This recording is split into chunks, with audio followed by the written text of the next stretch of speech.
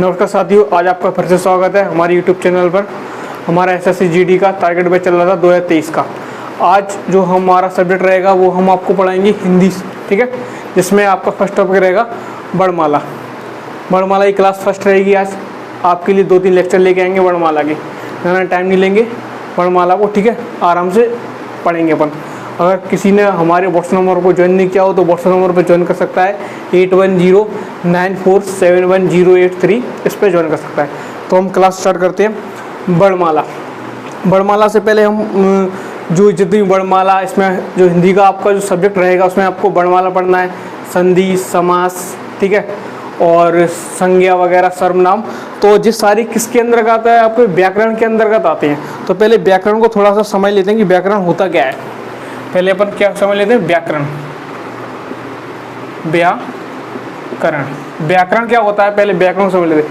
कोई भी भाषा हो, इंग्लिश हो, हिंदी हो, संस्कृत हो, एनीबॉडी एल्स, कोई भी भाषा हो, किसी भी भाषा को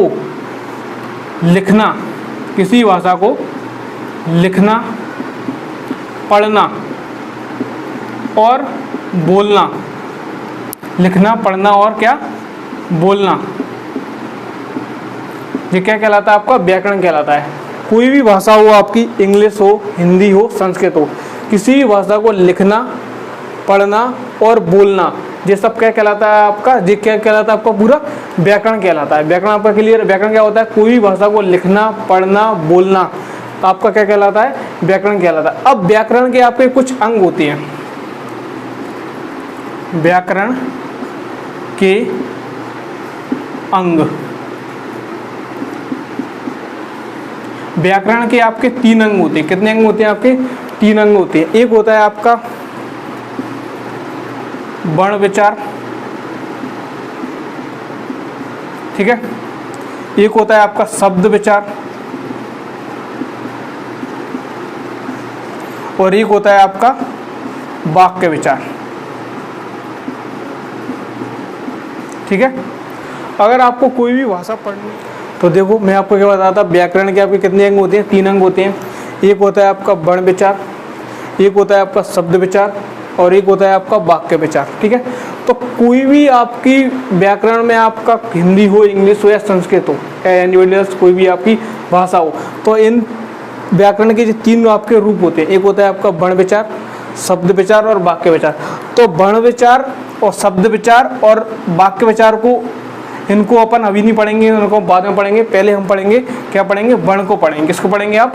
वर्ण को पढ़ेंगे। तो देखिए अब हम जैसे आपका टॉपिक है वर्णमाला टॉपिक है, तो सबसे पहले क्या पढ़ेंगे आप? वर्ण पढ़ेंगे। वर्ण क्या होता है? देखिए वर्ण को देख लेते हैं। वर्ण आपका क्या होता है? ठीक है, वर्ण क्या होता है?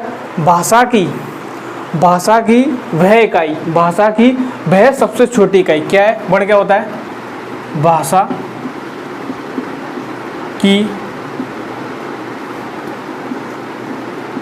सबसे छोटी, भाषा की वह सबसे छोटी इकाई जिसके और सार्थक टुकड़े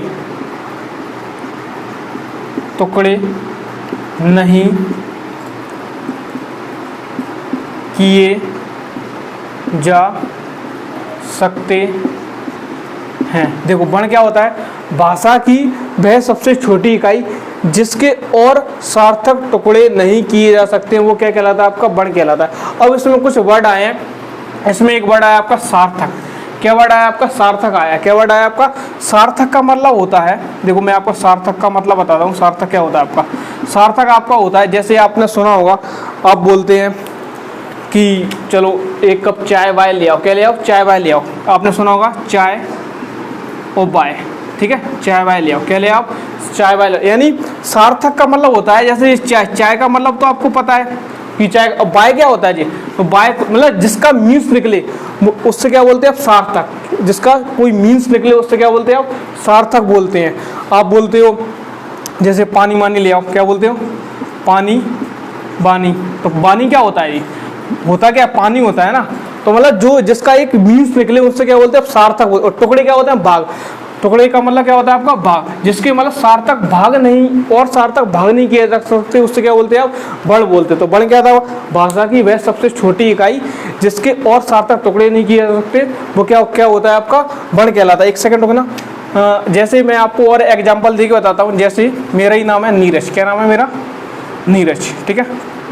तो नीरज को अगर मैं आपको तोड़ के बताऊं तो नीरज, इसको मैंने लिख दिया ना, प्लस ना में क्या लगा है ई, प्लस रा, प्लस आ, प्लस जा, प्लस आ। देखना है। अब जे आपको दिख रहा होगा एक ना के नीचे दिख रहा है, इससे क्या बोलते हैं आप, जे ना के नीचे आपको दिख रहा होगा इससे क्या बोलते हैं आप, इससे क्या बोलते हैं आप हलंत। क्या बोलते हैं इससे आप, इसे क्या बोला जाता है हलंत। इससे क्या बोलते हैं हलंत। हलंत का मतलब होता है जे ना कैसा हो गया आपका आधा वर्ण हो गया। कैसा वर्ण हो गया आपका आधा वर्ण हो गया। जैसे आपने सुना होगा, जैसे आपने देखा होगा गड्ढा, क्या सुना होगा आपने गड्ढा। तो गड्ढा को आप कैसे लिखते हो, ऐसे लिखते हो। तो जी डा कैसा है जी आपका, डा कैसा है जी आपका आधा डा है। कुछ वर्ड को तो आप लिख सकते हो, जैसे मैंने बोला आपसे भाग्य बोला, क्या बोला मैंने आपसे भाग्य, तो गा को तो आप ऐसे लिख सकते हो आधा। लेकिन कुछ वर्डों को आपको पूरे लिखना पड़ता है, जैसे डा हुआ, ठीक है, अंगना हुआ, तो उनको आधा कैसे रिप्रेजेंट कर सकते हैं, उसके उनके नीचे क्या लगाकर हलंत लगाकर, उनके नीचे क्या लगाकर हलंत लगाकर। हलंत अगर किसी भी वर्ड में किसी भी अक्षर में आपका हलंत लगाए तो आपका वो वर्ड कैसा है आपका आधा वर्ण है। ऐसे ही मैंने लिखा आपको नीरज, आपका एग्जाम्पल लिया है मैंने आपको किसका, नीरज का एग्जाम्पल लिया है। तो मैंने लिखा कि ना को मैंने आधा किया और ना पे जो स्वर, देखो स्वर और व्यंजन हम आप सीखेंगे आगे वाली क्लास में, लेकिन थोड़ा मैं आपको बता देता हूँ कि कोई भी जो व्यंजन होता है वो स्वर की सहायता से ही बनाए जाते हैं। व्यंजन किसी सहायता से बनाए जाते हैं, आपके स्वर की सहायता से बनाए। तो इसमें जो ना को मैंने आधा किया, उसके साथ जो स्वर लगा था वो क्या लगा था, ई लगा था, उसको मैंने अलग कर दिया। रा में क्या लगा था, आप बोलोगे रा, तो लास्ट में आपको क्या दिख रहा है आ रहा है, रा देखिए आप, रा में क्या आ रहा है आपका आ रहा है, तो रा आधा हो गया और इसमें स्वर क्या आ रहा है आपका आ रहा है। जा लास्ट में क्या सुनाई दे रहा है आपको आ सुनाई दे, जा क्या सुनाई दे रहा है आपको आ सुनाई दे रहा है। तो जिसमें क्या लगा है जा।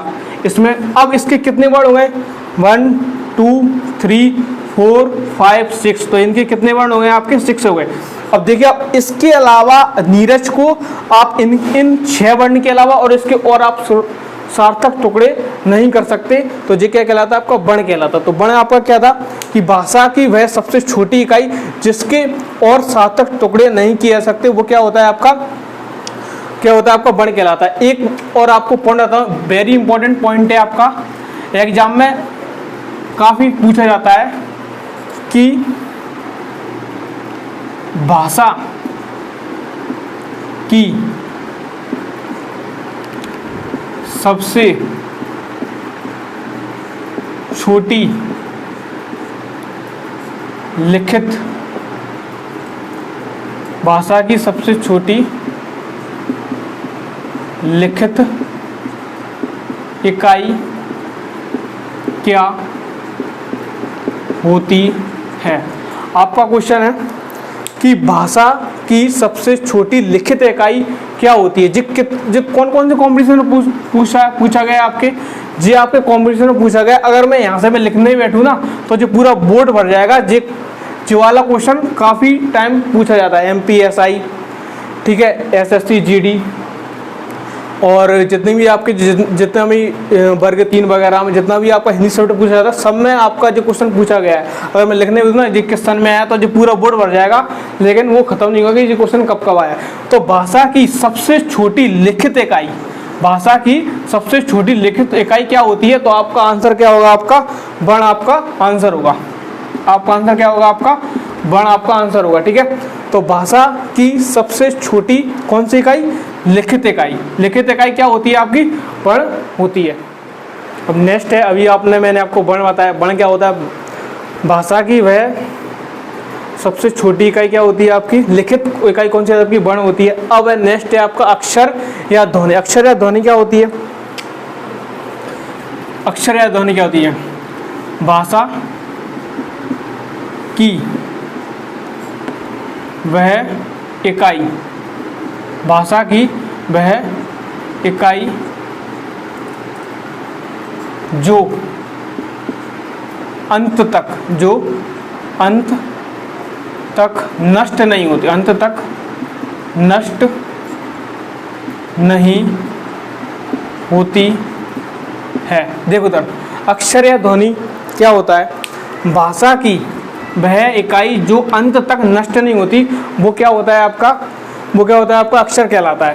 क्या कहलाता है आपका अक्षर कहलाता है। जैसे मैंने आपको बताया, जैसे मैंने ये लिया था, मैंने अपना एग्जांपल लिया था, क्या लिया था मैं, नीरज। तो नीरज में मैंने आपको बताया था कि इसमें कितने वर्ण, 6 तो इसमें वर्ण है, जो अभी मैंने आपको बताया था, नेक्स्ट स्लाइड में आपको बताया था मैंने आपको, ठीक है।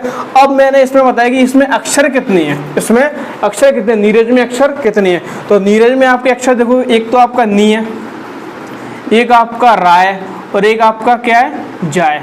तो नीरज में आप देखोगे कि नीरज में एक वर्ण जी है, एक वर्ण आपका रा है, एक वर्ण आपका क्या है। इसमें कितने टोटल अक्षर हो गए, इसमें 3 अक्षर हो गए। इसमें कितने अक्षर हो गए आपके, 3 अक्षर हो गए।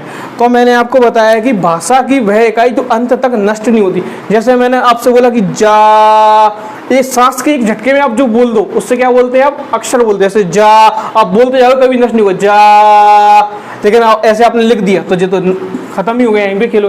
लेकिन जो आप बोला जा, बोलते रहो, 2 दिन तक बोलते रहो, कोई फर्क ही नहीं पड़े, कभी नष्ट ही नहीं होगा जा। जैसे आपने बोला नी, नी बोलते रहो, 2 दिन तक बोलते रहो, 3 दिन तक बोलते रहो, 4 दिन तक बोलते रहो, कभी खत्म नहीं होगा। तो भाषा की वह इकाई जो अंत तक नष्ट नहीं होती, वो आपका क्या कहलाता है, आपका अक्षर या ध्वनि कहलाता है। अब इसमें एक इम्पॉर्टेंट आपका पॉइंट है, इसमें आपको मैं एक इम्पॉर्टेंट पॉइंट देता हूँ। जैसे मैंने आपको बताया था कि भाषा की सबसे छोटी लिखित इकाई क्या थी आपकी, वर्ण थी। अब एक इसमें इम्पॉर्टेंट मैं आपको लाइन देता हूँ, वेरी इंपॉर्टेंट है। भाषा की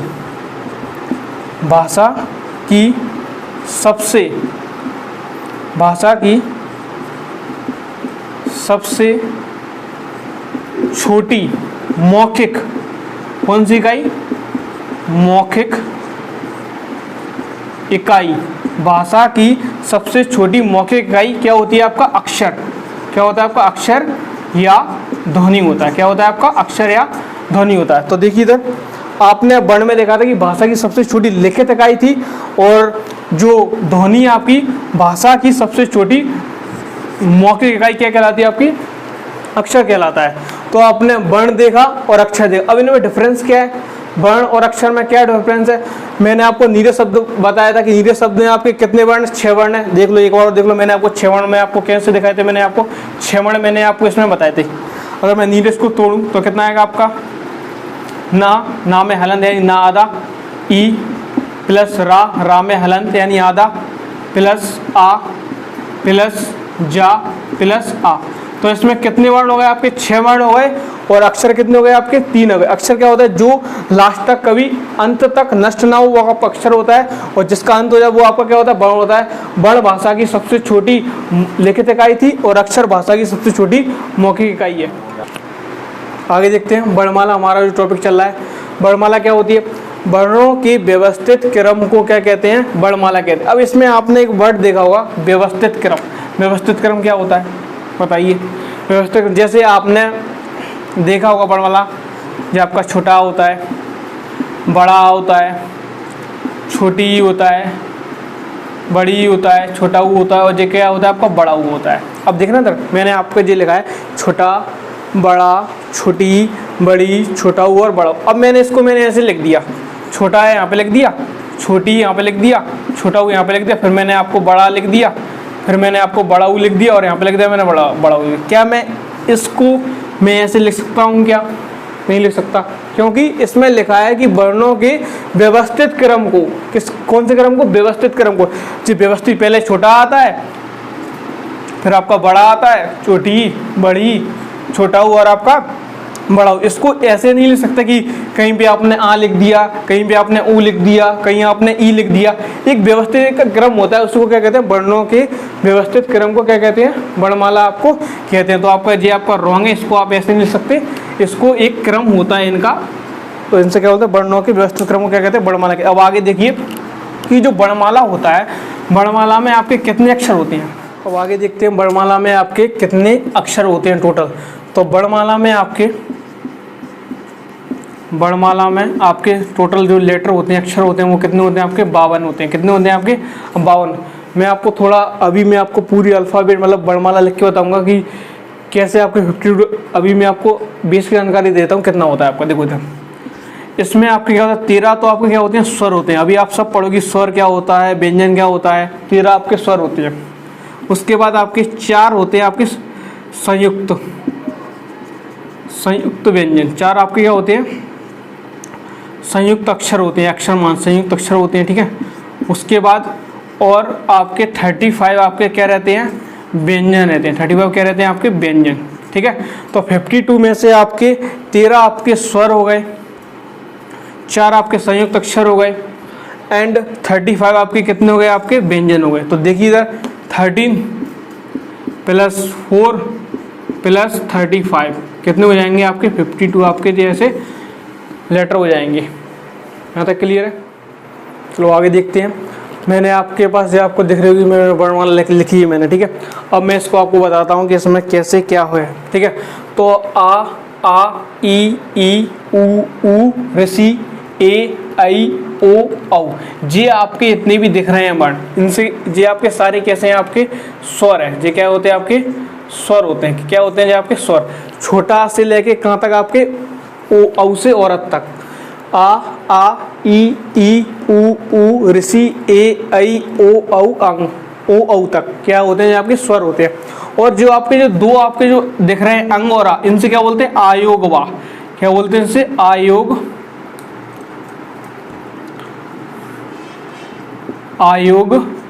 वा बोलते हैं। क्या बोलते हैं इनसे आयोग वा, ठीक है। अब जो आपको दिख रहा है का खा गा घा अणा, चा छा जा झा अणा, टा ठा डा ढा अणा, ता था दा धा ना, पा फा वा भा मा। ये सारे का चा टा टा पा एक सीरीज बनती है इनकी, जो आप रीजनिंग वो उसमें आप पढ़ोगे किसमें व्यंजन में। तो ये सारे जितने भी आपको दिख रहे हैं ये आपके टोटल कितने आपके 25 है। कितने जे 5 हैं, जे भी आपके 5 हैं, जे भी आपके 5 हैं और जे भी आपके 5 हैं, जे भी आपके। तो टोटल कितने हो गए आपके 5 × 5 कितने हो गए आपके 25, ठीक है। उसके बाद या रा ला वा सा शा शा हा छ त्र ज्ञा और जे आपका क्या है स्रा। इससे क्या बोलते हैं आप स्रा। तो यहाँ पे आप देख रहे होगे जे आपके 4, जे भी आपके 4 एंड जे भी आपके 4, ठीक है। तो देखिए आप आपके स्वर इसमें कितने आ गए आपके स्वर। यहाँ पर मैं लिखता हूँ स्वर। तो देखिए आप ये आपकी वर्णमाला है जिसमें आपके स्वर मैंने आपको कितने बताए। आपके स्वर आपके होते हैं 11 छोटा से लेके औ तक। मैंने आपको व्यंजन बताया 25 व्यंजन आपके जी हैं एंड 12 व्यंजन आपके जी हैं। 25 + 12 आपके कितने हो गए आपके 37। उसके बाद मैंने आपको आयोगवा बताया। आयोगवा कौन से होते हैं आपके अंगोरा 2 आपके आयोगवा। उसके बाद आपका द्विगुण व्यंजन। द्विगुण व्यंजन आपके 2 होते हैं, एक अणा और डा और ढा के। ये कहाँ से आते हैं आपके जैसे टा ठा डा। तो इसका एक और रूप होता है जो वाला डा और इसी का एक और रूप होता है आपका ढा। इनसे क्या बोलते हैं आप द्विगुण व्यंजन बोलते हैं। तो 2 आपके जो है तो 11 और 37 कितने हो गए आपके 48 और 4 कितने हो जाएंगे आपके 52 आपके। ऐसे आपके वर्णमाला में आपके 52 अक्षर हो गए हैं। अब इधर देखिए आप आ ईश्वर प्रदत्त वर्ण है। आ आप कोई भी वर्ड बोलो, कुछ भी वर्ड बोलो, आप झा बोलो, का बोलो, खा बोलो, ता बोलो, था बोलो, दा बोलो, सब में लास्ट में आ आता है। धा आ रहा है, ना में आ रहा है, ऊ में ऊ ई। आ क्या है आपका ईश्वर प्रदत्त वर्ण है। तो आ तो आपका एक पहले से आपका एक वर्ण। उसके बाद है हा। हा हिंदी वर्णमाला का अंतिम वर्ण होता है। हा क्या कैसे होता है आपका हिंदी वर्णमाला का अंतिम वर्ण होता है। अंतिम वर्ण कौन सा होता है आपका हा होता है। जैसे जो छा है, छा जो आपका मिलके बना होता है, छ छत्री आपका मिलके बना, आगे आप पढ़ोगे छ छत्री आपका मिलके बना होता है का प्लस सा से मिलके बना होता है। क्या बना होता है आपका छा मिलके बना। ये सारे छा त्र ज्ञा और स्रा ये आपके रहते हैं संयुक्त व्यंजन। कौन से व्यंजन रहते हैं आपके संयुक्त व्यंजन। ये आपके रहते हैं संयुक्त व्यंजन, ठीक है। तो छा त्र, ज्ञ और स्रा ये आपके संयुक्त व्यंजन है। हा आपका अंतिम वर्ण होता है हिंदी वर्णमाला का, और आ को आप ईश्वर प्रदत्त वर्ण बोलते हैं। ओके स्टूडेंट, आज की क्लास में आप इतना ही पढ़ते हैं। आपने वर्णमाला के कुछ टॉपिक क्लियर करे हैं, तो कल हम नेक्स्ट क्लास लेके आएंगे, क्लास नंबर 2, जिसमें आप स्वर, व्यंजन, आयोग व पढ़ेंगे। ठीक है, अगर वीडियो अच्छा लगा हो तो वीडियो को लाइक कीजिए, चैनल पर जुड़े हो तो चैनल को सब्सक्राइब कीजिए। हमारा व्हाट्सएप नंबर दिया गया है 8109471083, और प्लीज़ कमेंट में जरूर बताइए कि वीडियो आपको कैसा लगा। Thank you.